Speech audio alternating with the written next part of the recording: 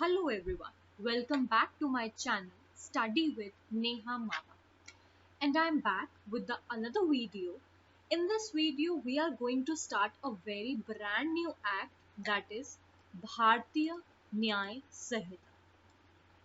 Now Bharatiya Nyay Sanhita, BNSS and your BSA, these three are the very new criminal act, okay, in which certain changes or amendment have been done. Now आज का जो हमारा topic है जिसमें हम start करने वाले हैं वो है भारतीय न्याय संहिता। भारतीय न्याय संहिता से पहले what was this? It was IPC.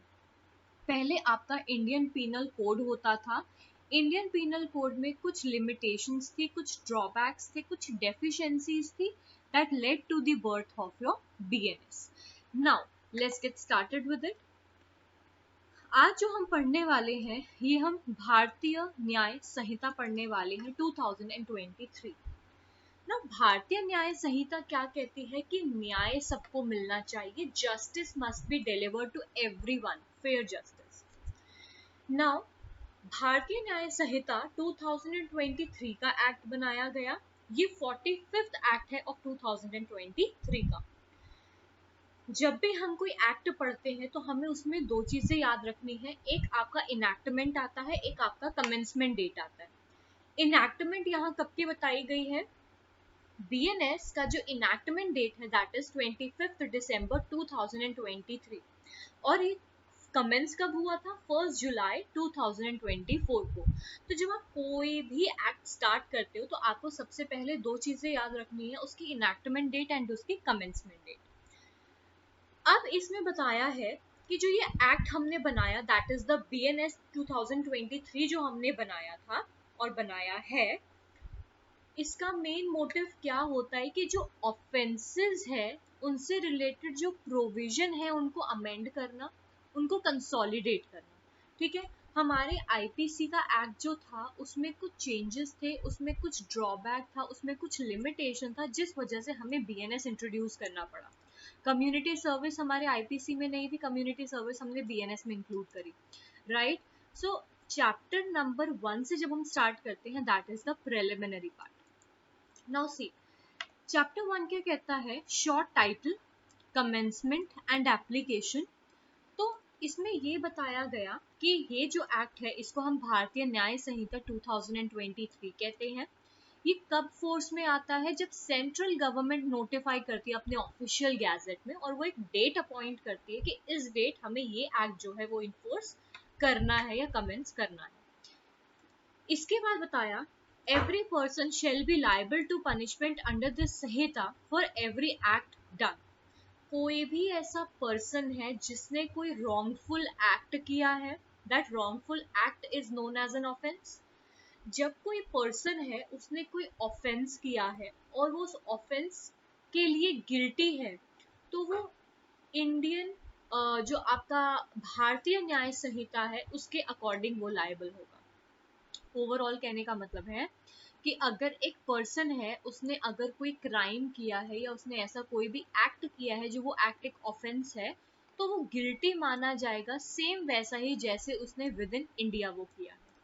So any person liable. Okay, इसमें एक और चीज इन्होंने बताई है, कोई भी पर्सन है जो इंडियन सिटीजन है उसने फॉरेन में जाके कोई ऐसा एक्ट किया जो बिल्कुल गलत था, जो एक ऑफेंस था, तो उसको इंडिया में कमिट किया जाएगा, उसको इंडिया में ट्राई किया जाएगा सेम जैसे उसने इंडिया में कमिट किया है।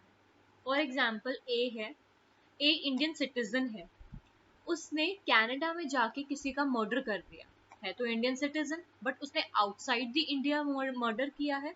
बट जो हमारे इंडिया के कोर्ट है, ठीक है, वो उसी तरीके से प्रोसीजर शुरू करेंगे, वो उसी तरीके से ट्रायल शुरू करेंगे जैसे उस पर्सन ने वही मर्डर इंडिया में किया।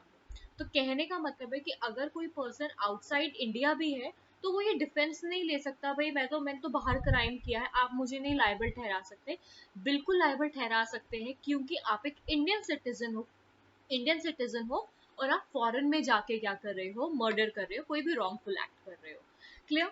और जो वो पर्सन है अगर वो कहीं भी मिलता है इंडिया में, उधर से उसकी प्रोसीडिंग शुरू हो जाएगी। तो कहने का ये मतलब है कि चाहे पर्सन इंडिया में रहता हो, चाहे पर्सन फॉरेन में कहीं रहता हो, वो इंडियन लॉज के जो इंडियन लॉ से वो नहीं बच सकता, वो लायबल होगा। अगर उस पर्सन ने रॉन्गफुल एक्ट किया है वो लायबल होगा, वो डिफेंस नहीं ले सकता किसी चीज का। Then we have the provision of the Samhita to apply an offense। अब यहाँ कब कब होगा देखो, ये बताया है कि जो प्रोविजन ऑफ द संहिता है shall also apply to any offense। कहाँ कहाँ ये संहिता अप्लाई होगी? कोई भी इंडियन सिटीजन है, उसने कोई भी क्राइम किया है विद इन इंडिया और बियॉन्ड इंडिया। सेकेंड, कोई भी पर्सन है या कोई भी शिप और एयरक्राफ्ट है जो इंडिया में रजिस्टर्ड है, तब भी वो इंडिया में ही ट्राई होगी। Any person in any place without or beyond India committed offence targeting a computer resource located in India, तो भी वो BNS के अकॉर्डिंग ही ट्रायल होगा उसका।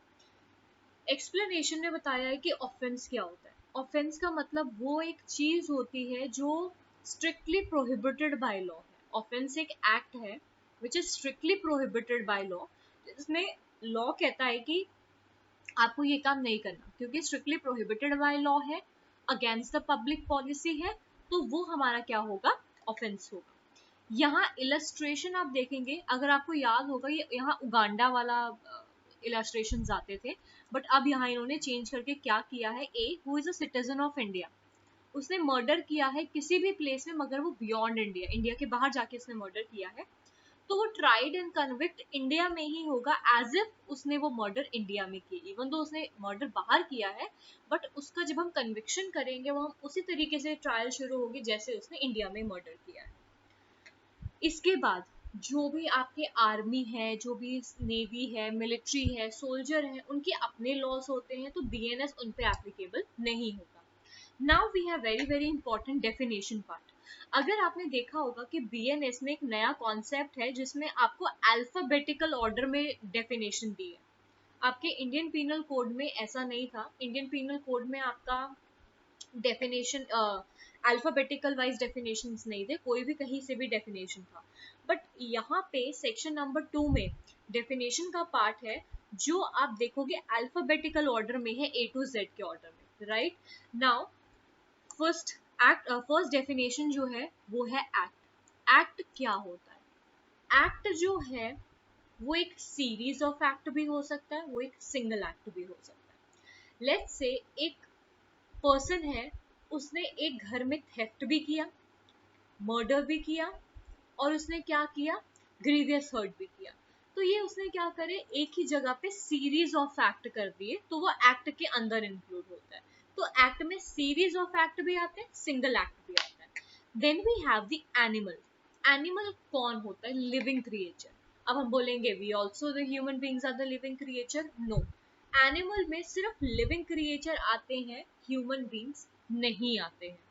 Then we have a child. Child वो होता है जो 18 ईयर्स से नीचे का, 18 साल से नीचे का जो भी है, ऑफ कोर्स 18 से नीचे तो माइनर होता है, और 18 से नीचे चाइल्ड भी होता है। Then we have the counterfeit. Counterfeit का मतलब होता है जब हम एक चीज को दूसरी चीज के साथ इतना ज्यादा रिजेंबल कर देते हैं, इतना ज्यादा सेम बना देते हैं कि हमको समझ नहीं आता कि कौन सा असली है और कौन सा नकली है। काउंटरफीट एक बार पढ़ लेते हैं। A person is said to counterfeit who causes one thing to resemble with the other thing। क्या करने के लिए, क्या इंटेंशन है उसके पीछे? उसके पीछे, काउंटरफीट करने के पीछे इंटेंशन ये है कि डिसेप्शन करना, धोखा देना, इसका ये मेन होता है। सो फॉर एग्जाम्पल, अब जैसे आपको पता है नकली करेंसीज बनती है, नकली नोट बनती है, ये क्या होता है? काउंटरफीट ही है। आप क्या कर रहे हो? डिसीव कर रहे हो दूसरी पार्टी को, दूसरे पर्सन को आप डिसेप्शन प्रैक्टिस कर रहे हो, जो कि सही नहीं है। Then we have the two explanation here. Explanation 1 कहता है it is not essential to counterfeit that the imitation should be exact। जरूरी नहीं होता है कि काउंटरफीट में सब कुछ सेम सेम होगा। 20%, 30%, 40% भी सेम है तो क्या माना जाएगा? आपने काउंटरफीट किया है, ठीक है। तो इसमें यही बताया गया है कि जब हम एक चीज को दूसरी चीज के साथ इतना ज्यादा रिजेंबल कर देते हैं कि we are not able to differentiate, right, what is real and what is not, so in that case वो क्या आपका हो जाता है? काउंटरफीट हो जाता है। Then we have the court. Court का मतलब क्या होता है? कोर्ट वो होता है जिसमें जज होते हैं जो एम्पावर्ड होते हैं by law to act judicially, या कोई ऐसे बॉडी ऑफ जजेस होते हैं, ऐसे कोई बॉडी ऑफ पर्सन होते हैं those who are authorized by law to work in the judicial capacity, तो वो आपके कोर्ट के अंदर इंक्लूडेड होते हैं। Then we have the death. Death का मतलब क्या होता है? Death means of the human being unless until appears contrary to law. कहने का मतलब है डेथ का मतलब क्या होता है? Death of a human being until unless क्या है? कोई अदर एक्स्ट्रॉर्डनरी सर्कमस्टांसेस है। Then we have the dishonestly. Dishonestly का सिंपल मतलब होता है dishonestly is equal to wrongful gain plus wrongful loss. दो पार्टी है, दो पार्टी में से एक को रॉन्गफुल गेन होगा और दूसरे को रॉन्गफुल लॉस होगा, इसको हम डिसऑनेस्टली कहते हैं। डिसऑनेस्टी का मतलब है आपका गलत इंटेंशन है। आपका इंटेंशन क्या है? रॉन्गफुल गेन करना, जिससे क्या हो जाए? रॉन्गफुल लॉस हो जाए to another person. Then we have the document part. Document आपका क्या होता है? कोई भी letter, figure, marks, inscription, caricature, ये सारे आपके डॉक्यूमेंट्स के अंदर इंक्लूडेड होते हैं। डॉक्यूमेंट जनरली आपके रिटन फॉर्म में होते हैं। अगर आपने देखा होगा जब आप हिल स्टेशंस पे जाते हो तो वहाँ पे पेड़ों पे दिल बना देते हैं, दिल के बीच में दो नाम लिख देते हैं, फिर दिल के बीच में जो है तीर मार देते हैं। So what is that? That is the document. ठीक है, वो क्या हो जाता है? वो डॉक्यूमेंट होता है। वहां तो वो इंस्क्रिप्टेड है। जब आप पेड़ पे देखोगे तो पेड़ पे जो वो नाम है या जो भी उन्होंने कुछ बनाया हुआ है, that is the document, right? Then we have the explanation one. वही के जो लेटर, फिगर, मार्क्स है वो डॉक्यूमेंट होते हैं। इलस्ट्रेशन देख लीजिए। A writing expressing the terms of contract, कोई रिटर्न में है वो कॉन्ट्रैक्ट है, वो आपका डॉक्यूमेंट है। चेक है, पावर ऑफ अटॉर्नी है, मैप है, प्लान है, कुछ भी है। अब जब आप क्या करते हो? अब जब आप किसी हिस्टोरिकल प्लेसेस पे जाते हो तो वहां आप देखते हो कि वहां स्टैचूज बने होते हैं, वहां दीवारों पे इंस्क्रिप्शंस होते हैं। ठीक है, वो क्या होते हैं? वो डॉक्यूमेंट है। That tells us about our historical monuments, that tells about our history, right? Then we have fraudulently, ये पढ़ लेना illustration। then we have fraudulently। fraudulently का मतलब क्या होता है? आपका intention है to defraud। ठीक है, आपका क्या है कि fraudulently में आप कोई ऐसा काम कर रहे हो जिससे आप सामने वाली पार्टी को धोखा दे रहे हो। so that is the fraudulently। then we have the gender part। अब जेंडर में ही मतलब मेल, फीमेल एंड ट्रांसजेंडर। पहले जेंडर में सिर्फ मेल फीमेल आता था, अब ट्रांसजेंडर भी इंक्लूडेड कर दिया है। ठीक है, which is a very good thing. Now when we have good faith. ना गुड फेथ क्या होता है? गुड फेथ का मतलब होता है आपने कोई भी ऐसा एक्ट किया जिसमें प्रॉपर केयर थी, प्रॉपर अटेंशन था, गुड फेथ था, इंटेंशन आपका सही था, that is the good faith. ठीक है, कोई एविल इंटेंशन नहीं था वो। Then we have the government. Government में आपका सेंट्रल गवर्नमेंट भी आता है, स्टेट गवर्नमेंट भी आता है। Then we have the harbour. Harbour का मतलब क्या होता है? हार्बर का मतलब होता है कि जब हम किसी पर्सन को फूड देते हैं, शेल्टर देते हैं, क्लोथ देते हैं, मनी देते हैं, आर्म्स, एमिनेशन, किस पर्सन को देते हैं? जो भागा हुआ है, जो भगौड़ा है, जिसने कोई क्राइम किया, जिसने कोई ऑफेंस किया और वो ऑफेंस करके भाग गया है, और उस पर्सन को आप क्या कर रहे हो? शेल्टर दे रहे हो, फूड दे रहे हो, that is the harbour. Injury. Injury का मतलब क्या होता है? जब आपने कोई हार्म किया हो किसी को, ठीक है, इलीगली किया हो, उसकी बॉडी को, उसके माइंड को, उसके रेपुटेशन को, उसके प्रॉपर्टी को। अब इट इज वेरी इंपॉर्टेंट, आपके एग्जाम में पूछा जाता है कि इंजरी कहाँ कहाँ कॉज होती है। नाउ सी, इंजरी जो है ये बॉडी पे भी होगी, माइंड पे भी होगी, किसी की रेपुटेशन पे भी होगी, क्योंकि वो भी एक बॉडी का ही पार्ट है, और उसकी प्रॉपर्टी पे भी होगी injury. Then we have illegal and legally bound to do। illegal मतलब गैर कानूनी। illegal का मतलब क्या है? कि आपने कोई ऐसा एक्ट किया जो act strictly forbidden by law था, जो करना ही नहीं था, अगर वो करोगे तो वो इलीगल माना जाएगा और you will be liable for that. And legally bound to do का मतलब क्या होता है, where we were expecting you to work legally, to perform legally, but वो आपने नहीं किया। जब आपने लीगली परफॉर्म नहीं किया, then it will subsequently leads to illegal act, right.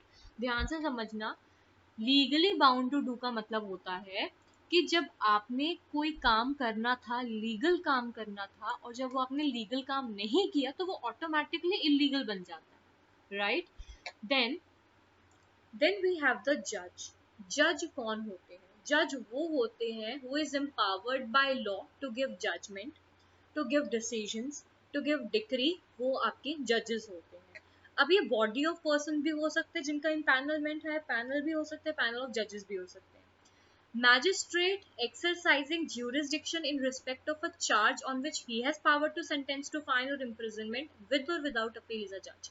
जज में हाई कोर्ट के जजेस हैं, मैजिस्ट्रेट हो सकते हैं, आपके लोअर कोर्ट के, स्मॉल कॉजेस कोर्ट के भी हो सकते हैं, आपके स्पेशल एग्जीक्यूटिव मैजिस्ट्रेट भी हो सकते हैं। तो मैजिस्ट्रेट में सब कुछ आ जाता है।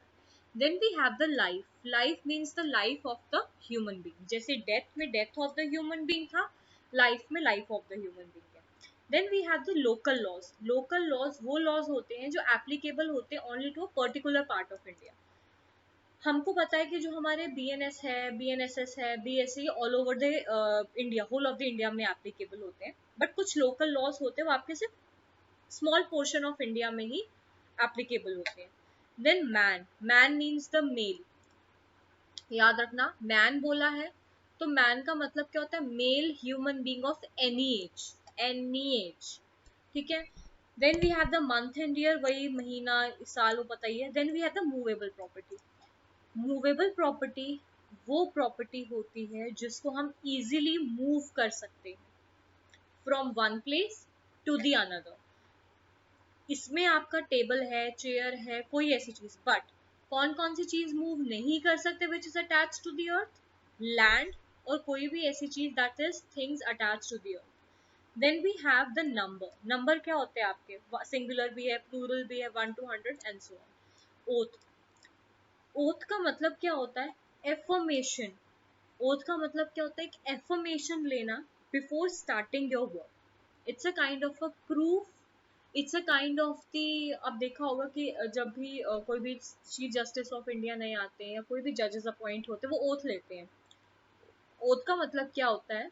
दे इंश्योर कि whatever the work they are doing, they will work, will they will work with betterment, they will work with full of their capacity। वो ओथ होते। Oath is a kind of a confirmation, affirmation कि मैं जो करूंगा सही करूंगा, मैं जो करूंगा लोगों के हित में करूंगा, जस्टिस के लिए करूंगा, that is the oath. Then we have the offence part है।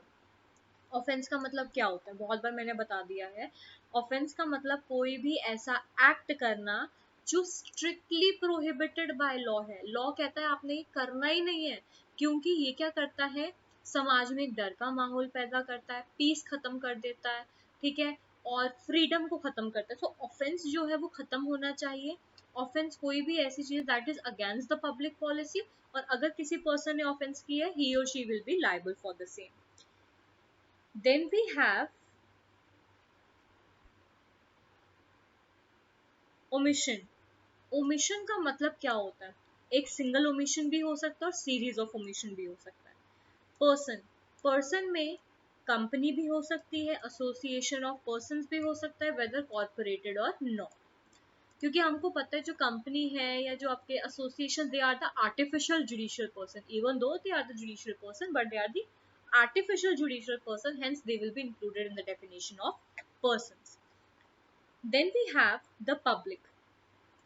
पब्लिक क्या होती है? कोई भी क्लास ऑफ पब्लिक या community. Then we have the public servant. So in today's video I am just stopping here till your section 27, क्योंकि जो definition part है वो बहुत ज़्यादा बड़ा है, एक वीडियो में हम कवर नहीं कर पाएंगे। सो आज का जो वीडियो है वो मैं सिर्फ सेक्शन 27 तक ही छोड़ रही हूँ। नेक्स्ट वीडियो में हम सेक्शन 28 से स्टार्ट करेंगे टिल योर